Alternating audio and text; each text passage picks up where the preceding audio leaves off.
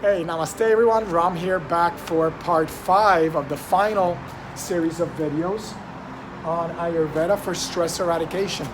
So in this video, I'm going to share with you some daily guidelines for digestion. I will go in a little bit more detail about mindful eating. I've done a couple videos already. I shared with you guys the ultimate fruit for mindful eating. It is my favorite Zen fruit. And so you want to go back and watch those videos. But I'll go into a little more detail, a few points that I did not mention in those previous videos. And so we'll also discuss how to reduce stress while eating, how to make eating something of more of a sacred event, something that is really going to stimulate you and feed you in other ways than just putting chemicals into your body. And of course, sometimes we put chemicals in our body that shouldn't be in our body. But before I begin, remember, please subscribe. Smash that like button, hit the notification bell so that you can stay up to date with what we're doing. As you remember, the more support we get, the more content we can create, and it's going to be a great experience. You're going to see this grow and continue for many years. All right.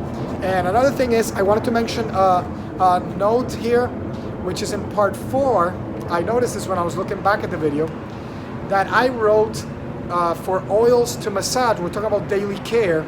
I gave it a plan on part 4 on how you can live more in sync with these daily cycles. And I talked about massage oil. And in those videos, I mentioned oils actually that you do not want to use. It's for the particular energy types. So you want to go back, and those are oils you shouldn't use. The oils that I recommend is, I'm a Pitta type.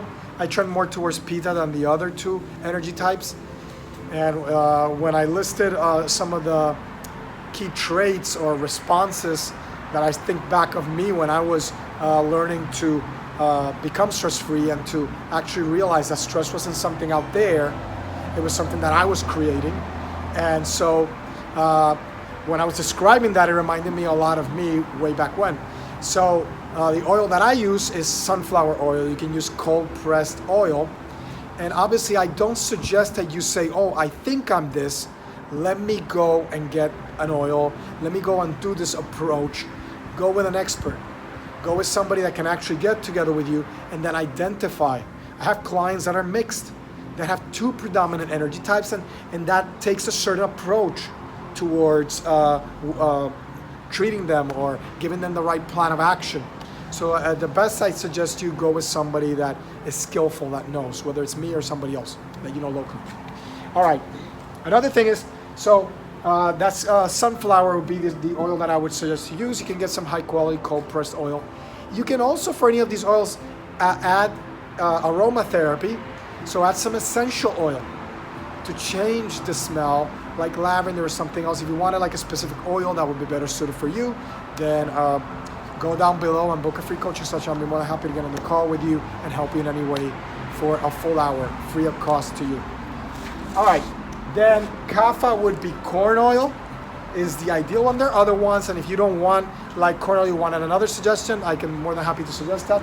Vata, the ideal one would be sesame oil, and of course, sesame oil you can also use for kapha, although it's not as ranked as high as corn oil would be, or canola even. All right, so let's begin with what's the topic of today. So remember, I've kept this top part here, as I can't really still move this shoulder. That movement there kind of hurt me. I don't know if you know, I recently had shoulder surgery, so I'm beginning rehab tomorrow. I'm not allowed to use a sling. That's why you see my videos now not using a sling, because otherwise this is not going to get better. Now comes the difficult part in the recovery, because this is where you have to work and you have to get through pain and stuff like that. All right, so I've discussed these cycles before and how to become more in sync. You want to refer back to this previous, it's great information. It's not because this channel, I'm on it, I'm here. No, it's really great information. If you watch all the videos, you really get a lot of great quality information that can really help change your life. And so I want to now go into when you go eat, and remember, refer back to those videos so that you know what foods should you be eating, what foods are in season, what foods are remedies for you, which foods can be your aid. Stop stacking the wrong foods that are going to be stacking certain conditions within you and are going to be pushing you away from the balance point. All right? And so there is a holistic approach to being in balance and in harmony, what is known as sattvas.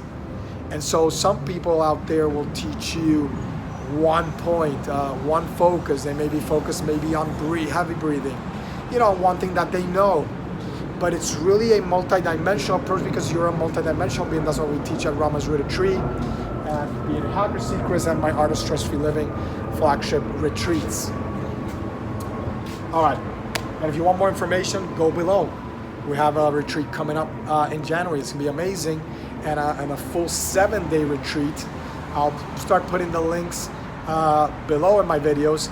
7-day retreat in Mexico. It's gonna be unbelievable. I'll put the link below. You can get more information if you're interested. All right.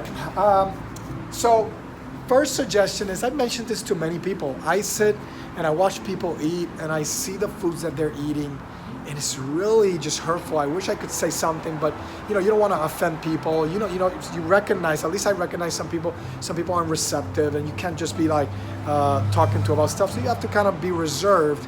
But you see people eating just harmful foods, toxic foods, foods that then are leftovers, that then they're reheating, changing the chemistry even further. Remember, food is chemistry. I've mentioned this many times in previous videos. Eat food as it's offered to you by nature. You want to eat the fruits and the vegetables as much as you can, raw, live, whole. So at least 50% of your diet should come like that. And one thing that I see a lot of people do is they drink cold drinks. You want to avoid that. So if you are going to have cold drinks, and you should also avoid carbonated drinks. So why is that? Before I tell you what my suggestion of what you should be doing when you eat, is cold drinks are going to pacify the gastric fire. This gastric fire is not a subjective thing. When I say fire, I really mean fire. There is a warming, heating, activating process that would be subdued if you add cold to it. So a lot of people, what they do is they'll eat and they'll be drinking some soda or some cold drink with ice. That's going to get in the way of the digestive process. It's going to make it harder for you to digest. Your digestive system's going to have to work overtime, and you're going to feel a lot more lethargic and tired. So that's a key, actually, if you wanted to follow consuming more calories around the noon, this time period here, the Pitta period, the gastric fire period, then there's a tip that I'm going to give you that will allow you to do that better. Carbonated drinks are a problem as well, because they're going to serve to neutralize the change in pH that's occurring. So you want to avoid the cold drinks. Is going to slow everything down, and slowing down altering your pH is going to make the enzymes that require a low pH, an acidic condition, from working in your stomach. So 2 things I would avoid. Instead, you can take sips of room temperature water. So when I go out to eat, I sometimes either ask for hot tea, and I usually wouldn't drink the hot tea while I'm eating. I would have it afterwards. And you can also, in addition, afterwards, have something that would aid digestion. 2 things that are great are papaya and pineapple, which have 2 enzymes that can help with digestion. So those are 2 tips there. I mean, I'm telling you, you're getting amazing tips here, tips that people pay thousands of dollars in private membership. I'm giving to you this absolutely free. Most of what's on this channel will be migrating to a members area. Right now, I'm unleashing it for free, and obviously in that membership, I'm going to add stuff that will be exclusive to my programs and people that work with me privately that you can only get obviously by having a membership. So I'll be making an announcement about that sometime after the release of the Hacker Secrets book, which I'll work on starting in November next month. All right, so another tip is, and when I eat, if I do drink something, it would be a little bit of water or maybe some iced tea, but there will be no ice. It will be room temperature. If you're gonna drink something that actually is at room temperature, not cold. Having a cold beer or having a cold alcoholic beverage, something, it's not really a great idea. When you eat, focus on eating. Be aware of the process that occur in your body and how to best to aid them. Another thing is that I suggest is you can drink plenty of water, really hydrate yourself. Let's say I'm gonna eat at noon. Hydrate yourself leading up to noon, up to let's say 11 a.m. 11:30 the latest. And don't drink that half hour before and at least a half hour afterwards, if not an hour. You'll see that you don't need it. The majority, if not all of the water that you need for digestion comes from your body itself.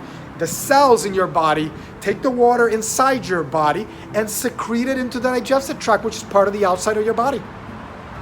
So you don't really need to add more liquid. All you're doing is diluting the gastric juices, diluting the enzymes and the pH that you need.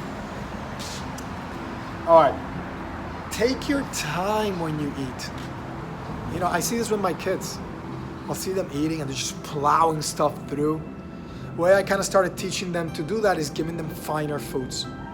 Teaching them how to appreciate food, appreciate finer foods, let's say dark chocolate. A nice fine dark chocolate, and to not just chomp it through and swallow it, but to take their time to savor the food, to allow it to melt, that chocolate, say in that example, dark chocolate, to allow that chocolate to just melt in their palate so they can savor it. So take your time and relax. Make the moment that you eat for eating. What is it to you if you take, let's say, 20 minutes, 30 minutes max to eat? Isn't that good time for you? Shouldn't you devote time for yourself? Why isn't time devoted to watching TV while you're eating? You're not even paying attention to the food you're eating.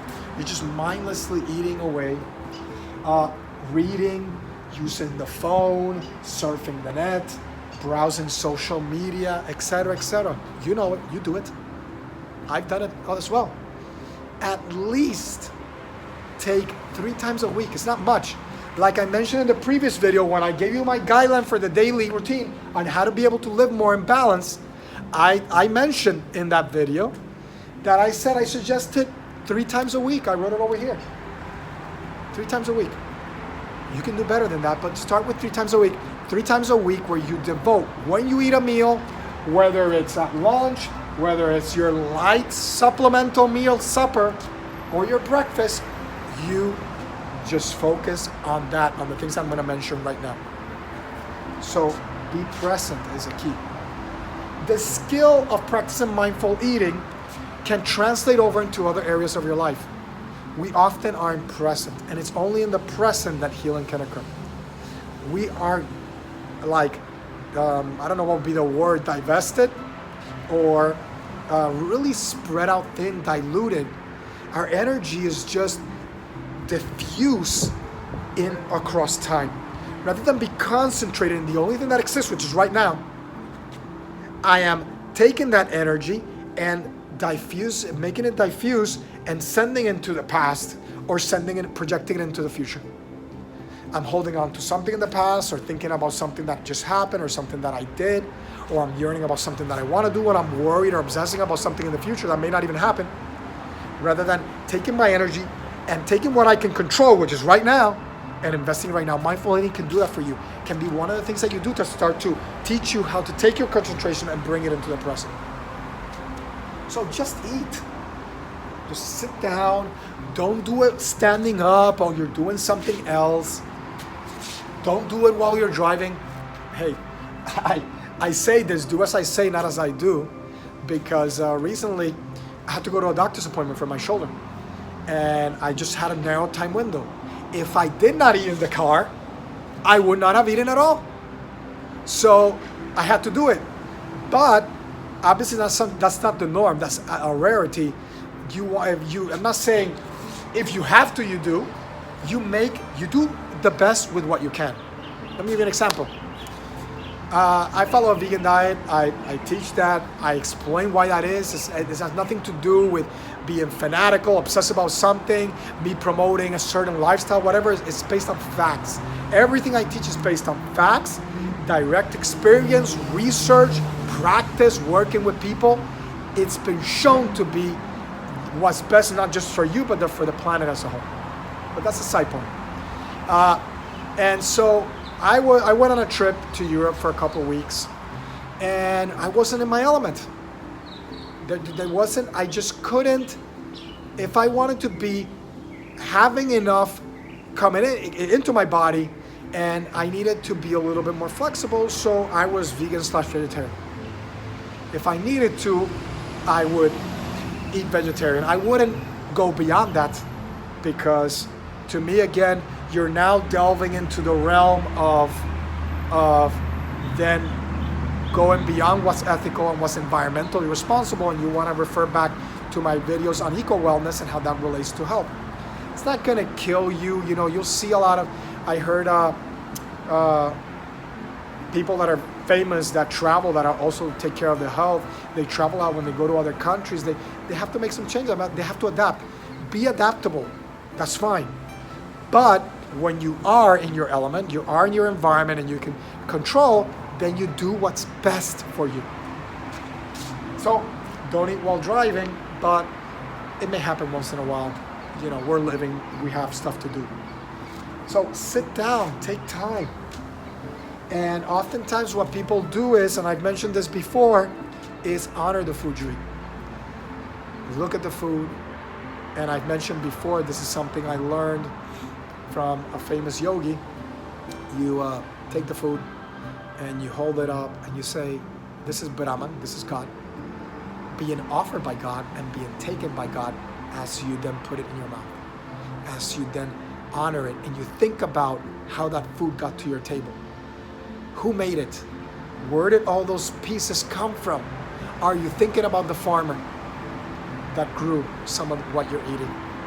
Are you thinking about the environmental consequences? Are you being environmentally responsible, conservation, sustainable? All this matters. I've talked about this in the eco-wellness videos that I did. All right. After you eat, and I'll give a few more tips about when you're eating shortly. After you eat, take time to rest. Let's say you're doing it at work. You eat at noon. What I would suggest you do, which I do, I don't, I mentioned it here. I don't mention it there. Something that I do is, and I think I mentioned in a previous video, is, let's say I'm gonna eat at noon. Say I have a job, they give me from 12 to 1 to eat. Some people don't even take that because they want to kind of get stuff done. Don't sacrifice that. You will be able to get your work done and more if you take time for yourself. You take out breaks to actually service you, self-care. So what I do is, I don't eat immediately. I will always take 10 or 15 minutes to do some concentration, some breathing exercise. If you're interested, you want to learn what I do, what are the breathing exercises, give me a comment below, and I'll show you. All right, so I will do a breathing exercise. That still leaves me plenty of time to eat. Then I'll eat. Let's say it takes me 15-20 minutes. I'm focused on my eating. I'm sitting down. I'm not talking. It's not that you can't be social. Maybe if you're a businessman, go have a business lunch, stuff like that, but try to balance it. Be balanced. Don't be doing the same thing every day. Fit in time for your own self-care. That's what I teach. I teach people how to integrate the self-care, the practices, so that you can be stress and disease-free, because you're integrating all these practices and skills and tools into the very fabric of your life, into everything that you do, including during the workspace. And you want to refer back to my videos on how to maintain balance throughout the work week. I did, I think, a couple of videos on that.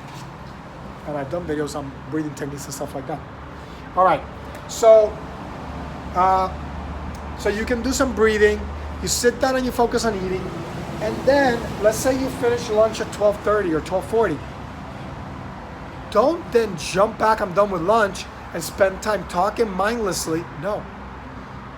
Go and find a quiet space, whether you go to the parking lot and sit in your car, or you close the door to your office and sit down. Maybe you sit down on the floor. If you have a couch, lie down. If your office has like a relaxation space, go in there. And just lie down and let your body, let your mind rest, let your body digest. Do some breathing. If you have to set an alarm, do, just in case you're fearful that you may fall asleep. So if you don't want to fall asleep, maybe a little bit more fit conscious, then take a relaxing walk. Not a power walk, not an exercise walk. Go with somebody, go by yourself and go for a walk. Get out. If there's a place nearby that has some trees, a little park, walk there. Reconnect with nature. We talked about that many times before. We use this is our logo for a reason. We're wanting to root ourselves back to nature, to find beauty and balance and peace. We're disconnected from nature, so you can do that great. I mentioned a specific breathing that you can do, an exercise breathing or an ujjayi breathing that you can do while you're walking. So you're kind of hammering out two at the same time. You can do mindful walking, which are not illustrated in this video, but I teach to my clients. It's not necessarily a great video to do, but I'll just briefly describe. As you're taking your steps, you take your steps a bit slower. You try to close your eyes a little, become a little concentrated. And when you inhale, you take 2 or 3 steps. You can start to slow it down and take like 1 step for an inhale and 1 step for an exhale. Or the inhale could be, an exhale could be 1 step. Depends on how slow or fast you want to walk.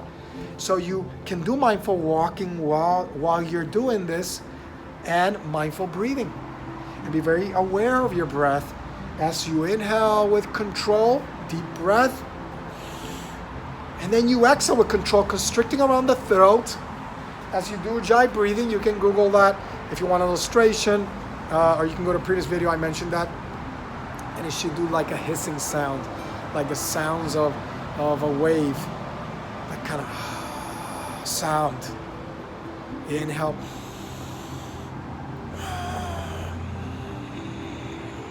And it's not coming out all at once, you're doing it with control. And I mentioned the benefits of this and how it can enhance burning of calories, your exercise, a whole bunch of stuff. You want to refer back to those previous videos. I forget which one is part 3 or 4. All right.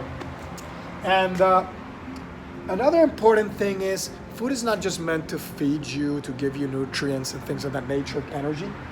It's also meant for you to present the food in a way that is beautiful, that is artistic. Why do you think that chefs, very fine restaurants, present food in a beautiful way?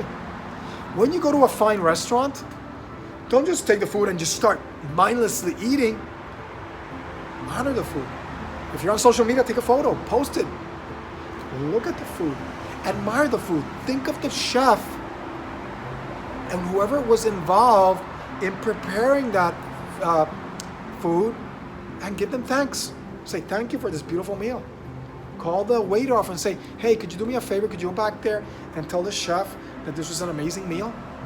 I really enjoyed it. It was very beautifully presented. It'll really make a difference. You're going to touch that person's life. Guarantee you the waiter's going to go back there and tell the chef.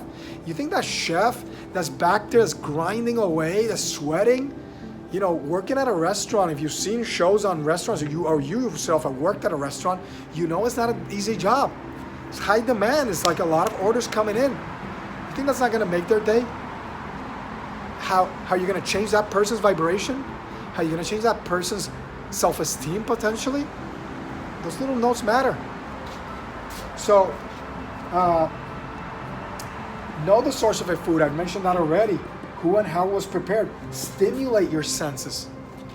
So I've talked about previously on eating the rainbow. I did a video on like a rainbow juice that had to try to cover all the different pigments. And it comes out really beautiful, the swirling colors when you make it. So stimulate your senses with beautiful, bright, vibrant colors. This is why eating from nature is so key. Having red peppers and orange or yellow, having dark leafy greens, having different legumes, different colors of like the nuts and seeds. All this matters. A certain sauce maybe that you prepare that's very vibrant. So that's important. All that information, all those natural colors are what your nervous system needs, because you're a child of nature.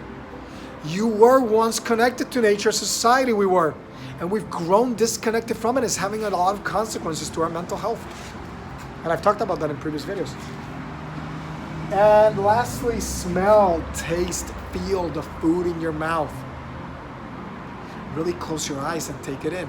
I learned this from, I think I mentioned this in a previous video, I learned this from a friend of mine who was really into chocolate, Amanda.